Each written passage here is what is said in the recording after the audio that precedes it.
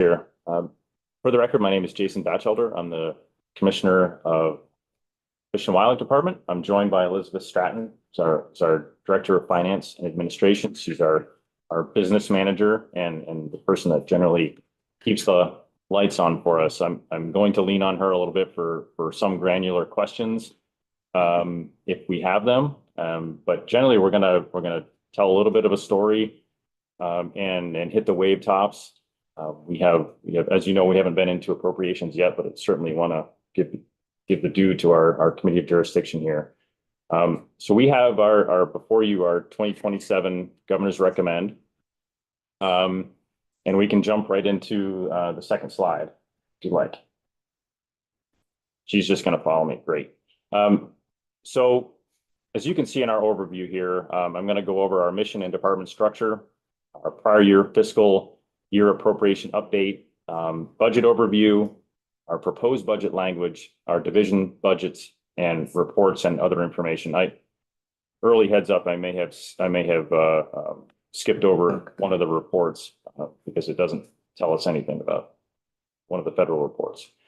But as you've likely heard prior commissioners and maybe me say, our mission is the conservation of fish, wildlife, and plants and their habitats for the people of Vermont. We also dedicate, as you know, a great deal of time towards including and providing quality fish and wildlife-based recreation and reaching Vermonters with the best possible information about these resources. I've done some testimony on food security earlier in the session, and I like to think that that's a big part of what we do also. We conserve a great deal of unseen wildlife that maybe not unseen, but what folks like to look at us as the hunting and fishing department, right? We are absolutely that, but we are absolutely that is probably one small fraction of what we do. And I know Commissioner Shortsleeve mentioned that last year. From natural communities, fish, habitat, invertebrates, wildlife, and plants, we are encompassing of it all. And you'll see in our FTEs and our budget, we fight way above our weight class in most of these areas, but we do consider ourselves the experts in these fields. I wanted to point out, since we have an invertebrates thumbnail there, that we have a zoologist on staff, Mark Ferguson, who's a state biologist, zoologist by trade, who's recently completed work on cataloging and identifying Vermont's 350 plus pollinator species. You may have heard about this work. In that process, identifying over 130 who were in critical need, with other partners such as Vermont Center for Eco Studies and Kent McFarland, other folks of the like, really leaned into this to see why we're experiencing and nationally a huge decline in our pollinator species. So I like to go from maybe one polar extreme to the other to show what we encompass as a department, and that's certainly something to be extremely proud of. And Mark has made this his life's work, and we're super proud of him. We also serve all Vermonters, from hunters and anglers to people who just like to look at wildlife from a distance. We work closely with towns and communities, as well as providing direct assistance to landowners to provide habitat improvements on their property. We take our commitment to future generations very seriously, and we work to ensure that the healthy and thriving wildlife and wild places we enjoy today will be here for those future generations. Here's a little bit about our organizational structure. So the commissioner's office is very small, 3 FTEs, which I think we have a slide on that next or down the line, but very small commissioner's office. We have 5 other divisions: administration, wildlife, fish, the warden service, and our outreach division. Some of the work that hopefully I'll have time to get into includes ADA accessibility for fishing access areas, strategic wood additions, which maybe some of you have been involved in seeing some of that work, chop and drop, we used to call it, restoring stream functions and increasing trout populations, and providing roost habitat on public and private lands for Vermont bat species, and continuing outreach for communication on materials and conservation education programs that are accessible to all Vermonters of varying English language proficiencies or none. Our administration division provides policy planning, personnel operations, and financial management for the department. As I said, keeping the lights on, managing grants, keeping us within our budgets. The warden service may seem self-explanatory, but they've expanded their reach in years, including the time that I was there, which is why we changed the name when I was there from the warden force to the warden service, essentially providing support for all aspects of life in Vermont, including a lot of support to other law enforcement agencies. The wildlife division, in my mind, is largely focused on land and habitat conservation and protection, even though they do have big game biologists there to manage harvestable species, and small game biologists and others that you hear about a lot. I like to think of them managing land, and that's become more and more critical over time, and something that you've all helped us with tremendously. The fish division, monitoring fish populations and stocking fish. Vermonters have come to expect the quality that our fish culture specialists provide, and certainly the results speak for themselves. I'm not sure if you're aware. I think I have told you at one point that Vermont is the North Star for many agencies in their fish culture operations, and we're, as we speak, hosting 9 in-person states and 40 online participants. So I'm not sure how many states that translates to essentially study our fish culture process. And in that process, those attendees can check a box and thereby get a promotion in their home state. So better way of saying they must come to Vermont's fish culture school to get a certain level of promotion in their state. It's not all of them, but most of the Northeast states see Vermont as the gold standard. And the outreach division, likely most famous for the camps, but we also do a tremendous amount of education. All our online platforms are managed through outreach. Let's Go Fishing programs, which touch so many folks, and hunter education. Touching on some prior year fiscal updates, without getting too far into the weeds here, this is essentially something that has been asked for this year to show some status updates of these funds. The Lake Champlain International and Lake Champlain Walleye Association are essentially pass-through funds. We receive those monies and transfer them into efforts that relate to those entities. The $185,000 from last year is a one-time transfer, key to presenting a balanced budget for FY26. And then an $80,000 appropriation for wardens radios, which is not quite complete. Hopefully making that whole this year. I think we got just under half of what we needed. Again, an LCI appropriation and a small cash fund for the Lake Champlain Walleye Association. Some of you may be familiar with the history there, where they would raise their own walleye in ponds. It's transferred to our purview now, but they still maintain the money and give it over to us. And then the instigation of a fish and wildlife specialist position, I was told, came through you folks. So thank you so much. We are in the process, nearing completion of hiring that individual. I have a very promising candidate that I'm going to meet with over the next week to hopefully seal that deal. And that's the Act 181 Land Use Act modernization position that you helped us with. So thank you for that. A quick breakdown of our expenses by division. The fish division is the most expensive, but it does contain fish culture, our access area program, which is a lot of federal money, and our watershed grants out fund program.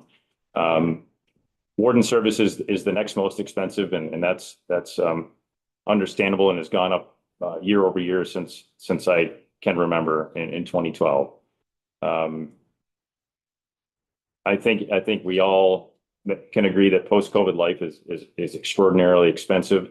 We try to be, and I'll probably say this again, we try to be as absolutely as lean as we possibly can with largely experiencing our pressures from salaries, benefits, and ADS costs. We broke out lands at a request.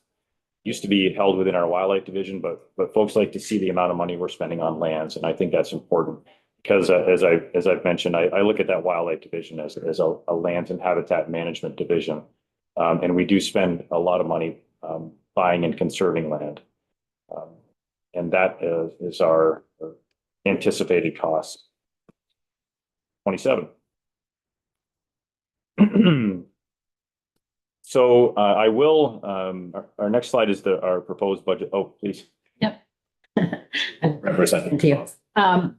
Just, can you just real quickly, just talk about the warden service and how you allocate how many wardens, or is it by land? Is it by, and just wondering if you feel like there's enough wardens to kind of Sure. manage the issues that we're dealing with. Maybe, seeing as we're down to 12 minutes, I'm going to jump to my warden service slide to help me out. It doesn't encapsulate everything that you're asking.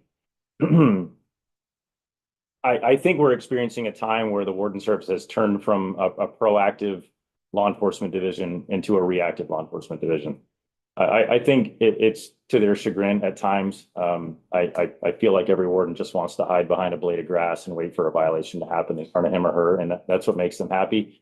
But looking across the relevance landscape for the last X amount of years, the expectations on a conservation officer in Vermont demand that they be reactive. And so we feel that it's a extraordinary give and take with being able to patrol for violations and or to be able to react to a call of someone that's got a skunk with a soda can stuck on its head, right? These are all things that they do and they do them well. So I think to answer your question, in November, December, if we had a warden in every town, that warden would be too busy, right? I truly believe that.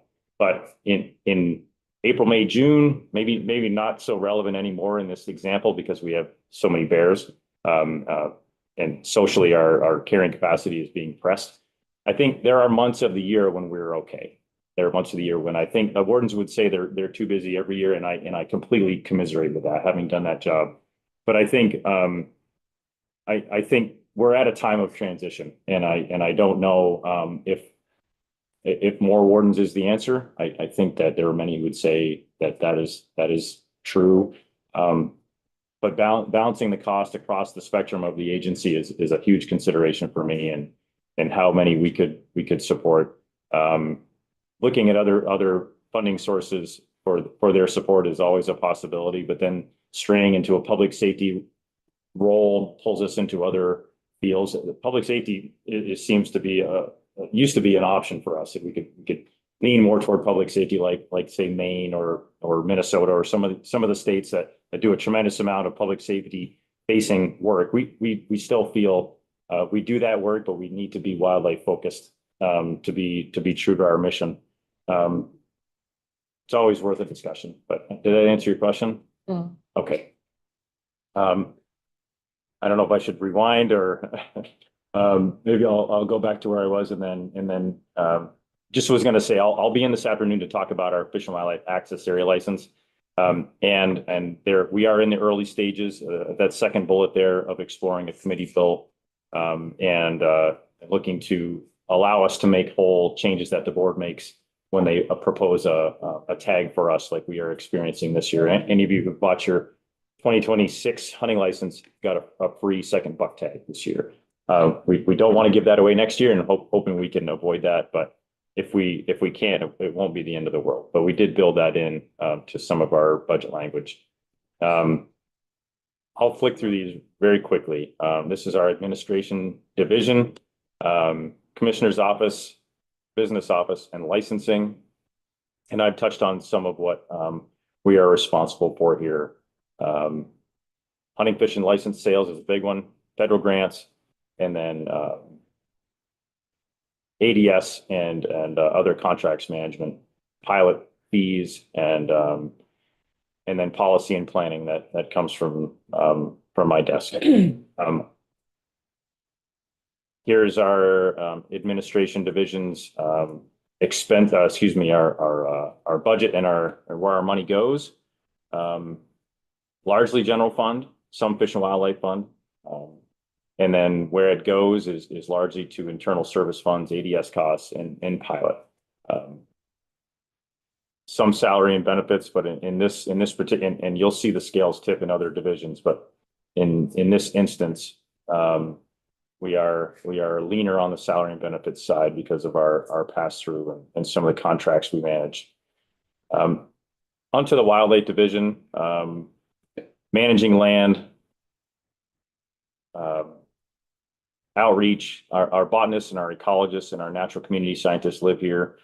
A lot of conflict-based work. We are banking a little bit of vacancy savings within the wildlife division this year. They have, as you can see, 37 FTEs and some temps. I got to spend a day in the field with a group of these wildlife managers on Tuesday, where we did a strip cut of some alders that are getting too old up in Wolcott. It was a wonderful day. I think if we had 1,000 more technicians, we would still be too busy with our wildlife management desires and dreams. I'm going to jump down to our budget information here. This is our breakdown by fund. We are fortunate that Pittman Robertson dollars do cover some of this with match, and then you can see where the money goes here. These are largely scientists, technicians, right? So we're not spending money on overhead. We're spending it on keeping smart, dedicated folks in the field and managing our wildlife. Fisheries, as I've said, is broken down into 3 sections, but it is expensive because of the amount of fish we manage and the quality of fish that we manage. It's people and not overhead. They've become so lean. I don't know where we would go if we had to use 1 less pound of fish food. I really don't. And it's within this division. I'll skip over this so you can see. Look at our operating costs there in FY27 compared to salaries and benefits. It's just remarkable the amount that these folks do without the overhead. And we're talking about a place where you would think electricity and fish food and infrastructure and trucks would eat us out of house and home. These folks have pared down their operating costs over time. It's so remarkable to see that. Certainly worth pointing out. But this is where we're experiencing our RIF, and I wanted to touch on this when we are looking at salary and benefit costs as being our highest pressure, combined with recent ADS increases. We had to propose this RIF because we simply did not have any other place to turn, and this was the most appropriate division because of the expenses that they experience.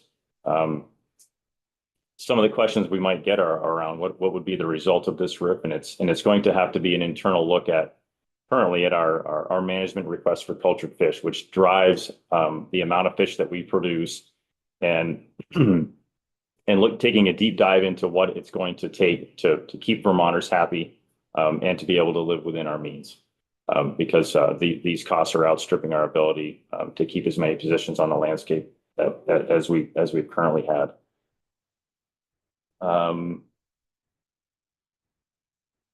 A quick snapshot into our access area breakdown. You hear a lot about access areas because they can be contentious at times.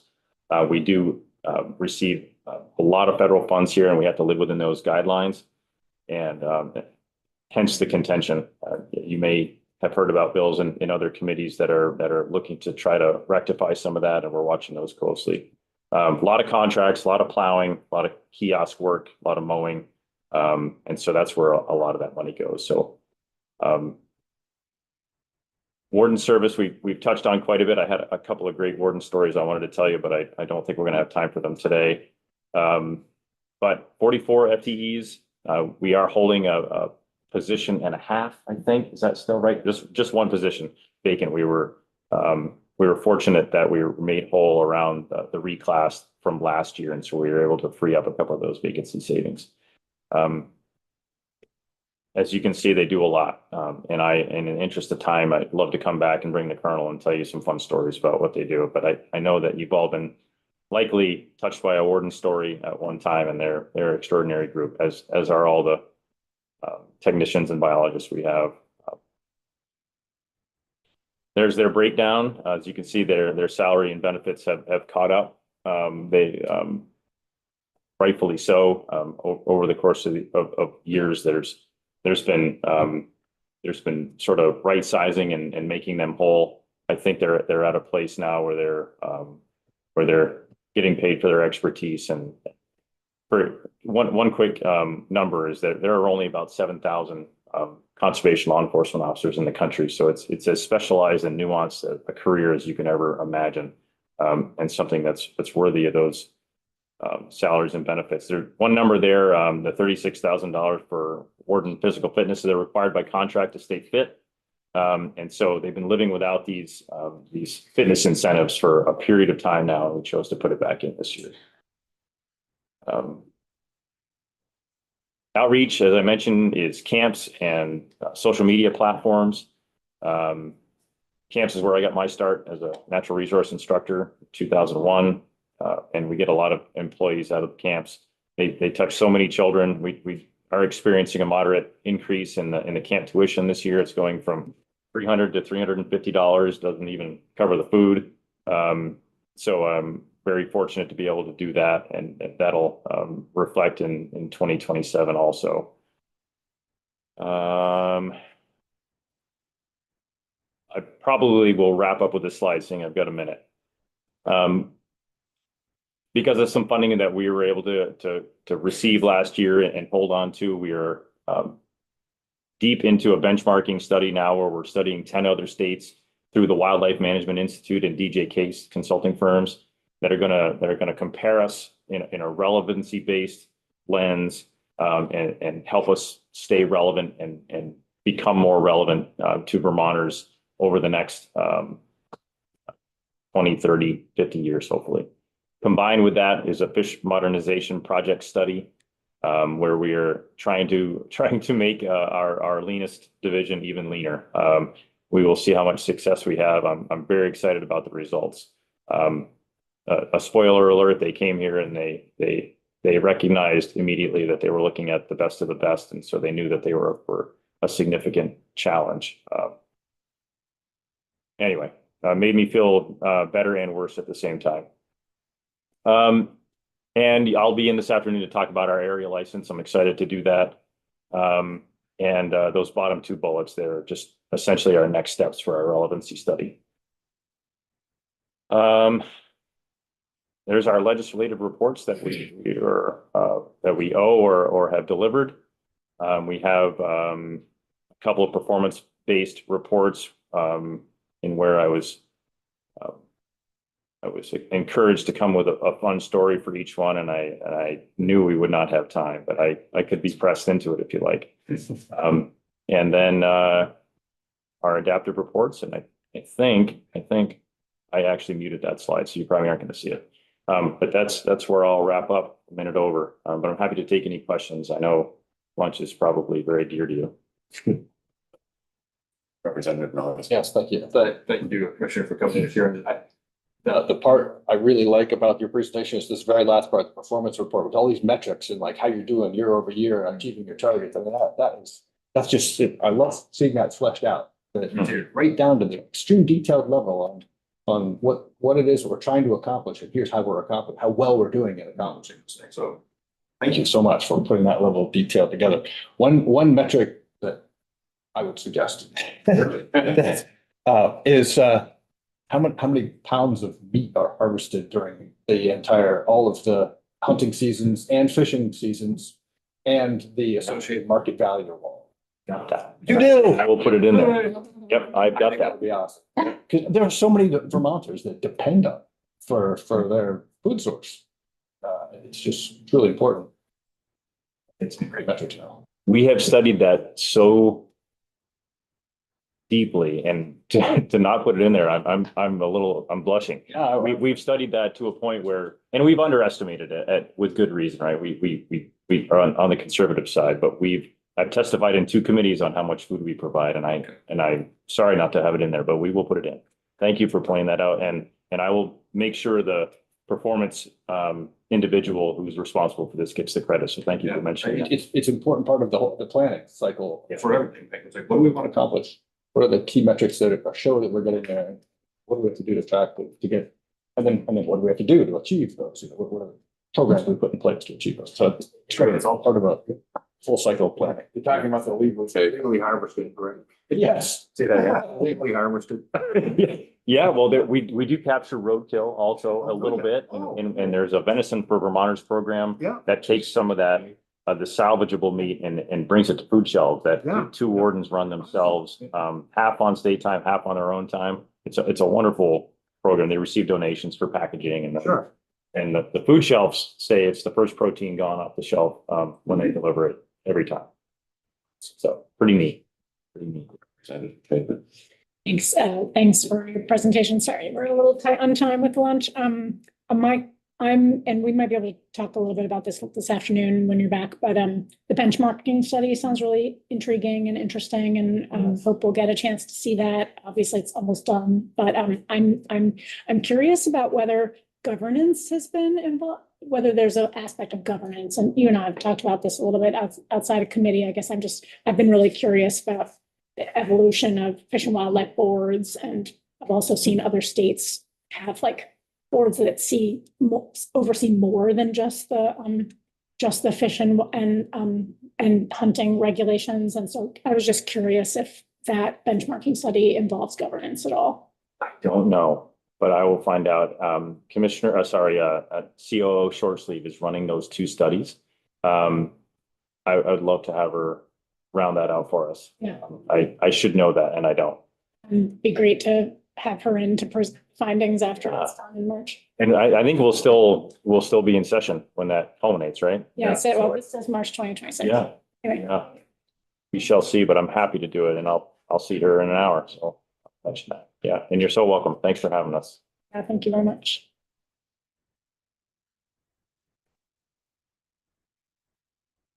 Members, this concludes our morning session. We're going offline Until 1:15. until 1:15.